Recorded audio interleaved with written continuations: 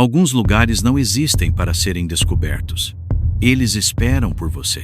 Rafael acendeu o último cigarro da carteira enquanto a chuva fina tingia de reflexos distorcidos as luzes de neon da rua deserta. O nome O Crepúsculo brilhava em vermelho carmim, um convite e um aviso ao mesmo tempo. Era o tipo de lugar que parecia existir fora do tempo, onde os becos respiravam segredos e o cheiro de decadência misturava-se com perfume barato e algo mais, algo metálico quase imperceptível. Como jornalista investigativo, Rafael já havia se metido em encrencas antes, mas nada parecia tão errado quanto isso. Os rumores eram sussurrados entre goles de uísque em bares esquecidos. Homens influentes desaparecendo após noites regadas a luxúria e prazer inominável. Ninguém falava abertamente, mas havia um padrão. Sempre o crepúsculo. A fachada do bordel não sugeria nada de anormal. Luxo discreto, portas pesadas de madeira escura e um porteiro impassível, com um sorriso vazio gravado no rosto. Rafael mostrou um convite que conseguira através de contatos duvidosos. O homem apenas assentiu, liberando sua entrada para o que parecia ser o ventre de algo vivo e faminto. O salão principal era um contraste grotesco. Sofás de veludo vermelho, lustres de cristal que filtravam a luz em sombras dançantes e mulheres de beleza quase etérea circulando com graça hipnótica. Foi quando seus olhos encontraram Isabela. Ela não precisava falar para capturar a atenção. Seus olhos verdes, tão profundos que pareciam esconder um universo escuro, e um sorriso que sugeria segredos sóbrios. Rafael fingiu ser apenas mais um cliente, mas seu olhar estava atento aos detalhes que o ambiente tentava esconder. Havia portas que nunca se abriam, decoradas com entalhes estranhos, quase simbólicos. Corredores que pareciam mudar de lugar. Em certo momento, ele viu um homem ser guiado por duas mulheres para uma dessas portas. O homem olhou para trás por um breve segundo, com um olhar de confusão ou medo. Depois, desapareceu. A noite seguiu, cada vez mais carregada de uma sensação de claustrofobia. Rafael tentou seguir uma das funcionárias por um dos corredores proibidos. Mas Isabela apareceu, silenciosa, como se soubesse o que ele estava fazendo. Alguns lugares são melhores quando permanecem um mistério, Senhor Rafael, disse ela, com um sorriso que não alcançava os olhos. Como ela sabia seu nome? O jornalista sorriu, fingindo descontração, mas o frio em sua espinha dizia o contrário. Naquela noite, ele saiu do bordel com a sensação de que não era ele quem investigava ele, era o investigado.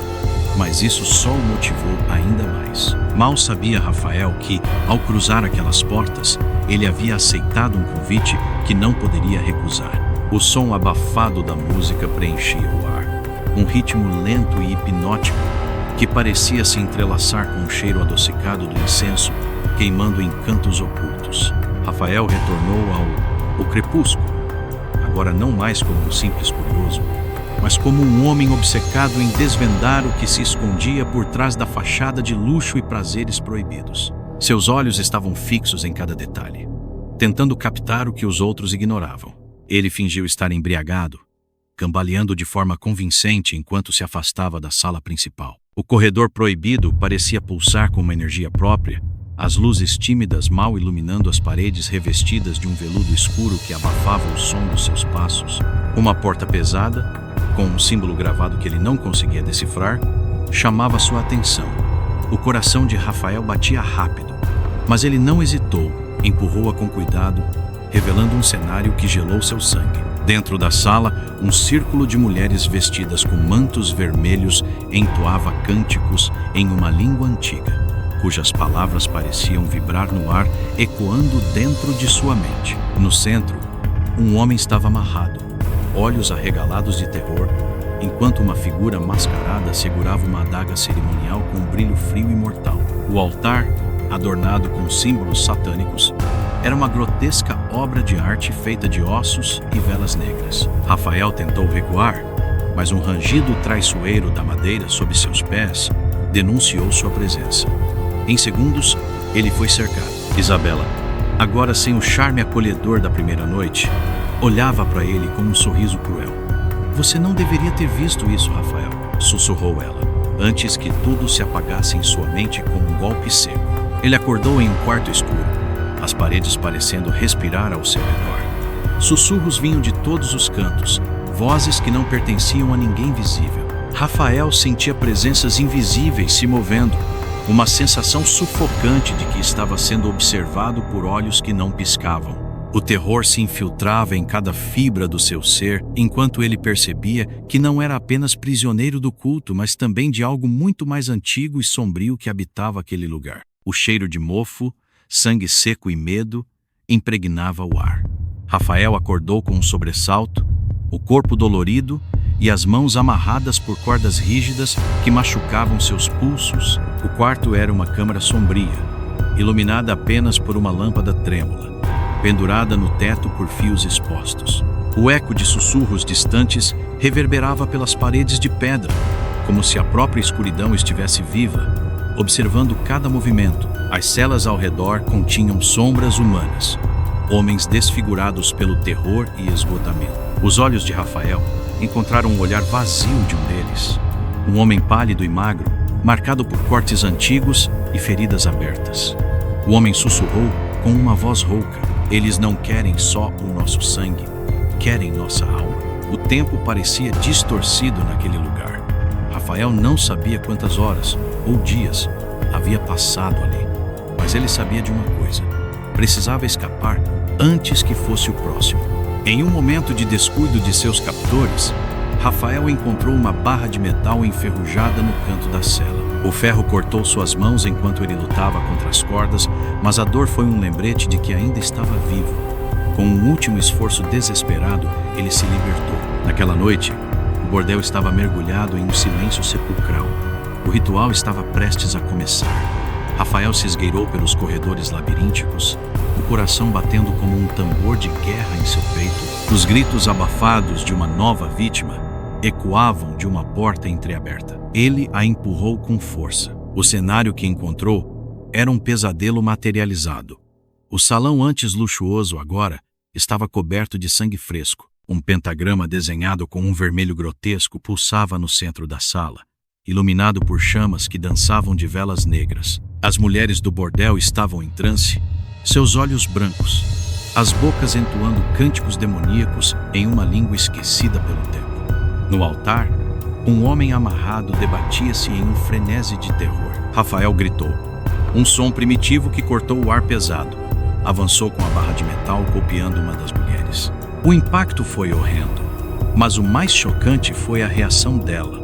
Nenhum grito de dor, apenas um olhar vazio enquanto se erguia novamente, com uma força que não deveria ser humana. Isabela apareceu, seus olhos brilhando com uma fúria sobrenatural. Ela se movia rápido demais, uma sombra viva. Rafael, impulsionado pelo puro instinto de sobrevivência, a feriu com a barra, atravessando seu ombro. Ela gritou, um som que não parecia humano antes de cair. Rafael correu. Corredores intermináveis, portas que pareciam levá-lo de volta ao mesmo lugar, mas ele não parou. A adrenalina o guiou até a liberdade, até a fria e sufocante escuridão da rua, mas ele sabia que a verdadeira escuridão não havia ficado para trás. Eles nunca deixam você partir de verdade. Rafael estava de volta à cidade, mas não era mais o mesmo homem. Suas feições estavam marcadas pela exaustão, os olhos profundamente encurvados, refletindo horrores que palavras jamais poderiam descrever. Nas mãos trêmulas, ele segurava o que acreditava ser a chave para destruir o culto. Fotos borradas, documentos manchados de sangue e sua própria história, uma confissão que queimava em sua mente como um eco incessante. O primeiro passo foi a delegacia.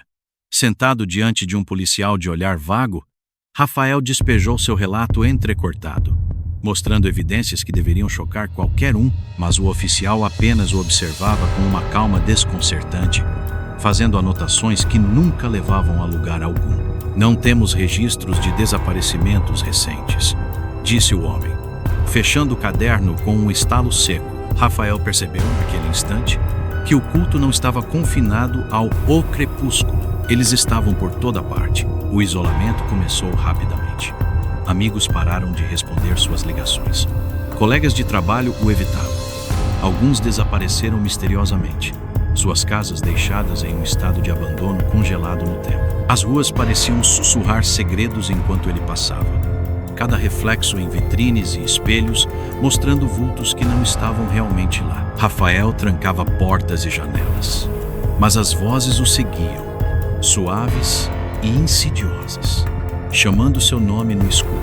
Ele tentou fugir, mudou de cidade, trocou de nome, mas o culto o perseguia como uma sombra indissociável. Certa noite, enquanto digitava um e-mail desesperado para um jornalista independente, ouviu um estalo no corredor do hotel barato onde se escondia.